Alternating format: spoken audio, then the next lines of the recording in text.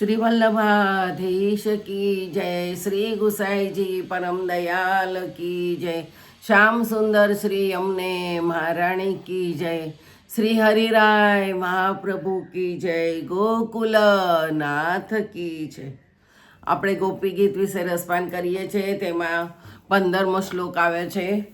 અટતિ યદ ભવનહિ કાનન ત્રુદુર્યોગાયતે ત્વામ પશ્યતામ કુટિલકુંતલમ શ્રીમુખમ ચ તે જડ ઉદીક્ષિતામ પક્ષ્મકૃદશામ. હે શ્યામ સુંદર, જ્યારે તમે વનમાં જાઓ છો ત્યારે વિયોગમાં તમને જોયા વિના અમારી એક પળ એક ચતુર્યુગ જેવી લાંબી લાગે છે. જ્યારે તમને વનમાંથી પાછા ફરતા જોઈએ છીએ ત્યારે વાકડિયા વાળની કપાળ ઉપર લટકતી લટોતી શોભતા તમારા કમળ જેવા સુંદર મુખના દર્શન કરતા અમારી આંખની હાલતી પાપણો બનાવનાર બ્રહ્મા ખરેખર જડ અને મૂરખ છે એમ લાગે છે. ગોપીઓ કૃષ્ણને આ શ્લોકમાં ભવન સંબોધે છે. ભ એટલે નક્ષત્ર અને વાન એટલે વાળો, અર્થાત નક્ષત્રોથી શોભે છે તેવો.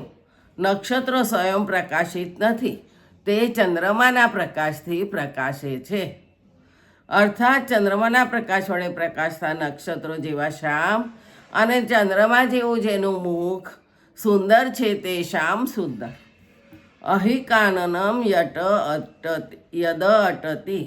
અહીં દિવસનો સમય હોય છે, અર્થાત વનરાજી હિલોળા લેતી હોય, પવન નાખતી હોય, પુષ્પો ખીલી રહીને આનંદ આહલાદ પ્રસાવતા હોય, પંખીડા કલરવ કરતા હોય, સ્વાગત કરતા હોય, મૃગો આમ તેમ દોડાદોડી કરી નૃત્ય કરતા હોય અને ભ્રમરો જ્યારે ગુંજારવ દ્વારા સંગીતની રમઝટ ચલાવતા હોય અને એને પરિણામે વાતાવરણ ખૂબ સુંદર વિહાર યોગ્ય બન્યું હોય. કાનનમ ક એટલે સુખ અને સુખ આપે એવું સુંદર એટલે કાનનમ. એ અર્થ થાય છે વન, અર્થાત સુખ આપે તે એવા સુંદર વનમાં તમે જ્યારે ભ્રમણ કરવા જાઓ છો ત્યારે તમે ફરી દર્શન દો છો તે સમય અર્થાત તમારા વિયોગનો સમય છે. ત્રુટિર્યુગાયુતે, ત્રુટિ જેટલો સમય પણ ચતુર્યુગ જેટલો લાંબો લાગે છે. એટલું જ નહીં પરંતુ કુટિલ કુંતલમ ચ તે શ્રીમુખ ચ કુટિલ એટલે છળ કપટથી છીનવી લેનાર, ખંધાઈ દ્વારા આકર્ષનાર. કુંતલનો અર્થ થાય છે વાળ જેના છે. શ્રીમુખમ ચ શ્રી ઐશ્વર્ય સૂચક છે, અર્થાત સૌભાગ્ય ઐશ્વર્યયુક્ત જેનું મુખ છે તે શ્રીમુખના ઉદીક્ષતા અમે દર્શન કરીએ છીએ. જ્યારે પાછા ફરતા સામાના હૃદયને છીનવી લેનાર આકર્ષક ભરાવદાર વાળથી શોભતા તમારા સુંદર મુખનું દર્શન અમે કરીએ છીએ ત્યારે અમારા નેત્રોની પાપણો પલકારા મારીને એ સુંદર મુખ દર્શનમાં વિક્ષેપ પાડે છે, વિઘ્નરૂપ થઈ પડે છે.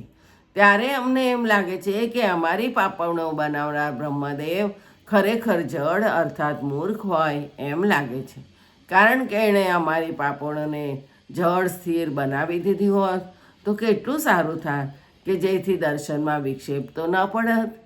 આ શ્લોકમાં ગોપીઓ કૃષ્ણ સાથેનો સંયોગ અને વિયોગ બંને સમયની વ્યાકુળતા વ્યક્ત કરે છે. પ્રેમનો ઉદય અને અભ્યુદય સંયોગમાં છે. પ્રેમની કસોટી પરીક્ષામાં અને પૂર્ણતા વિયોગમાં થાય છે. પ્રેમ જ્યારે સંયોગરૂપ પ્રગટ થાય છે ત્યારે સુખ આપે છે અને જ્યારે વિયોગનું રૂપ ધારણ કરે છે ત્યારે એ પ્રેમીને તપાવે છે. જેમ કુંભાર ચાકડી ચડાવીને માટીના વાસણ બનાવે તેથી તે પૂર્ણ નથી થતા, પરંતુ તેને જ્યારે અગ્નિથી ભઠ્ઠીમાં તપાવે છે ત્યારે જે વાસણો પૂર્ણ સ્વરૂપ પ્રગટે છે. તેમજ વિયોગની ભઠ્ઠીમાં તપીને પ્રેમ પૂર્ણતા પ્રાપ્ત કરે છે. વિયોગમાં કચાશ દૂર થાય છે અને પ્રેમ સુદૃઢ બને છે, નિર્દોષ બને છે. ભઠ્ઠીમાં તપ્યા સિવાયના વાસણો ક્યારે ફૂટી ભાંગી જશે તેનો કોઈ ભરોસો નથી હોતો. તેમજ વિયોગના તાપમાંથી બહાર નીકળ્યા સિવાય પ્રેમ જીવનમાં કષ્ટ આવતા જ ક્યારે ભાંગી પડશે એ કહેવાય નહીં. પરંતુ ગોપીએ તો પ્રેમનું મૂર્તિમંત સ્વરૂપ છે, બંને કક્ષામાંથી પાર ઉતરેલી છે. એટલે અહીં પ્રેમના બંને પાસાનું વર્ણન કરે છે. એક ગોપી પ્રેમ વર્ણન કરતા કહે છે, પીડા ભીનવ કાલકૂટ કટુતા ગર્વસ્ય નિર્વાસન મિસ્યેન્દેન મુદા સુધા મધુર્યમ અહંકાર સંકોચન પ્રેમા સુંદરી નંદનંદન પરો જાર્ગતિ યસ્યાંતરે ન્યાયંતે સ્ફુટમસ્ય વક્ર મધુરા તેનૈવ વિક્રાંતયો. હે પ્રેમા સુંદરી, હે સખી, આ પ્રેમ તો એવો છે કે તે ક્ષીરસાગરમાંથી નવોદિત નવા પ્રગટેલા કાલકૂટ હળાહળ ઝેરમાં રહેલી કટુતાને પણ ભૂલાવી દે છે. અર્થાત ઝેરની દાહકતાનું પણ અભિમાન ઓગાળી નાખે એવી સંતાપ શક્તિ એમાં છે. તેમજ અમૃતમાં રહેલું માધુર્ય પણ પ્રેમમાંથી પ્રગટતા આનંદ પાસે ફીક્કું લાગે છે. ખરેખર તો નંદકુમાર પ્રત્યે જેના હૃદયમાં પ્રેમ જાગૃત થાય છે તે જ એનું સાચું રહસ્ય સમજી શકે છે. પ્રેમમાં પ્રેમની ચિત્ર વિચિત્ર ચાલમાં કેવું માધુર્ય ભર્યું છે.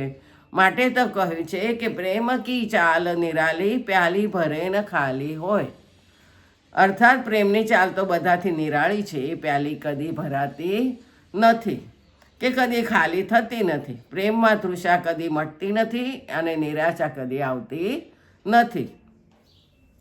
સમુદ્રમાં અમૃત અને વિષ બંને સાથે રહે છે. દેવદાનોને મંથન કરીને બંનેને એકમાંથી જ ઉત્પન્ન કર્યા.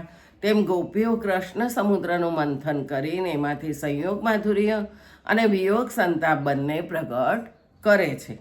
જેમ ઘી દીપક દ્વારા દાહક છતાં જીવનનું અનિવાર્ય ઉપયોગી પ્રિય તત્વ છે અને ભોજન દ્વારા પોષક મિષ્ટ અને મધુર પણ છે. ગોપીઓ આ શ્લોકમાં વક્તા દ્વારા પ્રેમના બંને પાસાને સ્પર્શ કરે છે અને કહે છે, ભગવાન, હે શ્યામ સુંદર, ચંદ્રમા જેવા સુંદર શોભાયુક્ત જેમ બહારથી દેખાવ છો તેમ અંદરથી હૃદયના પણ સુંદર અને શોભાયુક્ત થાવ. તમે હૃદયના પણ સુંદર નથી એ તો તમારા વર્તન ઉપરથી લાગે છે. કારણ કે અરુય કાનનમ અટતી, દિવસના સમયે તો વનમાં વૃંદાવનમાં તમે તો ભ્રમણ કરો છો. વનમાં સ્વયં ઈચ્છાથી તો સ્વેચ્છાચારી જ ભ્રમણ કરે છે. અટતી, તમને પણ કોઈ આજ્ઞા કરનાર નથી એટલે સ્વયં ઈચ્છાથી સ્વેચ્છાચારી થઈને વનમાં ફરો છો. એ તો જાણે સમજ્યા, પરંતુ અત્યારે તો રાત્રિનો સમય છે.